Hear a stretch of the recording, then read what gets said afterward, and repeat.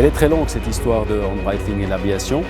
Breitling a été fondé en 1884, personne ne volait encore à l'époque puisque les frères Wright ont volé pour la première fois en 1903.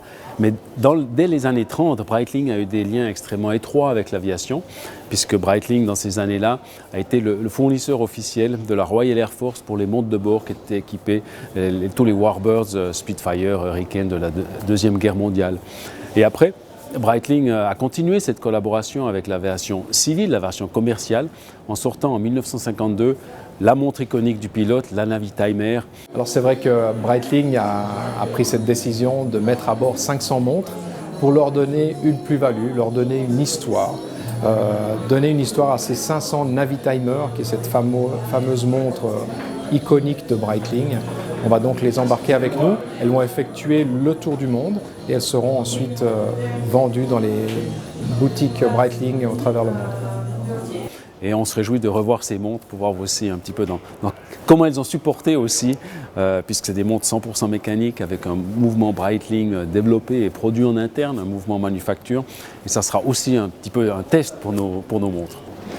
Alors c'est une belle histoire qui a déjà commencé il y a quelques années, cette histoire de tour du monde en DC3, puisque Breitling avait déjà participé activement avec la fondation qui a restauré et qui fait voler encore aujourd'hui le Super Constellation. Et quand il y a eu cette idée de DC3 qui est arrivée, de refaire un petit peu le même exercice qui avait été fait avec le Super Constellation, avec le Breitling DC3, l'idée a été d'abord de le restaurer, de le certifier pour qu'il puisse voler avec instruments, avec des passagers également, qu'il puisse faire des vols commerciaux.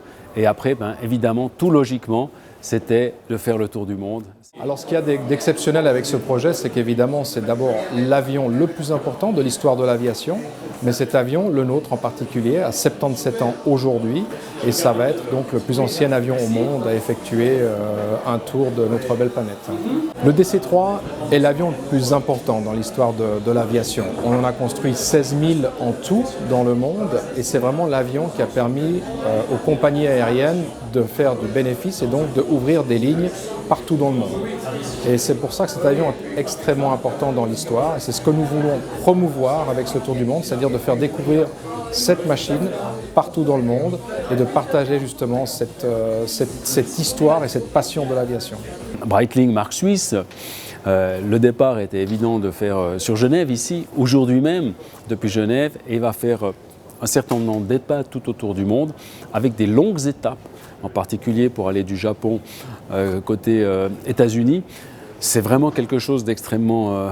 c'est un vrai challenge, même pour un pilote avec un avion moderne. Et là, il y aura 5 pilotes, il y aura des mécaniciens qui vont suivre cet avion pour, on espère tous, qu'en septembre de cet automne, le Breitling DC3 puisse arriver, comme prévu, au Sion Air Show. Un voyage de 6 mois, parcourir 42 000 km, visiter 28 pays et 55 aéroports différents. Merci, bon vol.